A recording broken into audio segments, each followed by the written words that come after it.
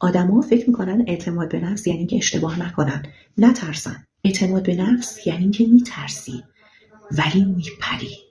اعتماد به نفس یعنی که میدونی شاید زمین بخوری ولی با این حال باز ازش نمیترسی، باز پیش میری. بار که یه کار سخت رو انجام میدی و جلوی خودت رو نمیگیری، این تو مغزت ثبت میشه که من توان انجام این کار رو با هر سختی که داشت دارم. پس تو خودت رو با خودت مقایسه کن، نه با کسی دیگه. با دیروز خودت رو مقایسه کن و تو الان با انجام این کار و نترسیدن یک قدم پیش رفتی. اعتماد به نفس خریدنی نیست، ساختنیه و تو با برداشتن اولین قدم اعتماد به نفس تو تا یه حدی ساختی. آروم گوش کن. شاید این جمله همون جمله‌ای باشه که مدت‌ها دلت می‌خواست بشنویش.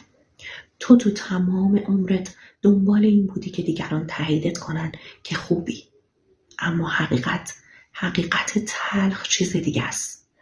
حقیقت تلخ اینه که آدما خودشون دنبال تایید دیگرانن. تو چطور از آدمی که خودش کامل نیست توقع تایید داشتی؟